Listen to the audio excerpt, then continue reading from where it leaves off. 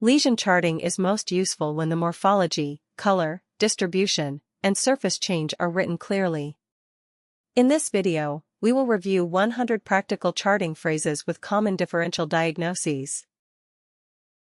On each slide, the left side shows charting language, and the right side lists possible differential diagnoses. These examples are for education.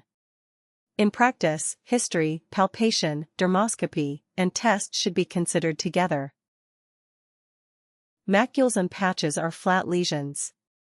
Useful clues include color change, border definition, location, and whether the lesion is hypopigmented, hyperpigmented, erythematous, or depigmented.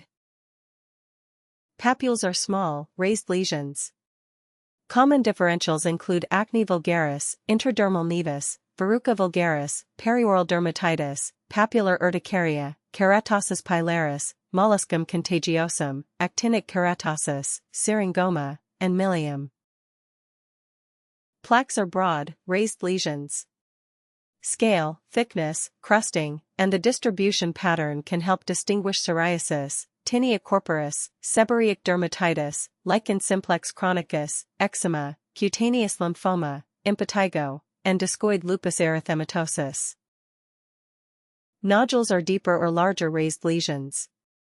In outpatient dermatology, consider epidermoid cyst, dermatofibroma, lipoma, erythema nodosum, furuncle, lymph node, basal cell carcinoma, pilar cyst, neurofibroma, and squamous cell carcinoma. Vesicles and bullae contain fluid. Grouped vesicles suggest herpes simplex, while tense bullae may suggest bullous pemphigoid. Other possibilities include varicella, pemphigus vulgaris, dyshydrotic eczema, herpetic whitlow, contact dermatitis, and dermatitis herpetiformis. Pustules contain purulent material. Follicular involvement, location, and inflammatory change help separate acne, bacterial folliculitis, pityrosporum folliculitis, impetigo, and folliculitis decalvans. Ulcers and erosions require careful description of depth, border, base, crust, bleeding, pain, and chronicity. Possible diagnoses include herpes simplex, aphthous ulcer, impetigo, venous ulcer, pyoderma gangrenosum, vasculitis, diabetic ulcer, squamous cell carcinoma, and basal cell carcinoma. Pigmented lesions should be described with attention to asymmetry, border irregularity, color variation, diameter, evolution, and location.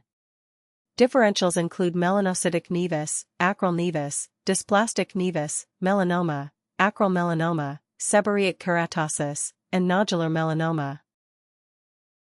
Vascular lesions are assessed by color, blanching, compressibility, and pattern.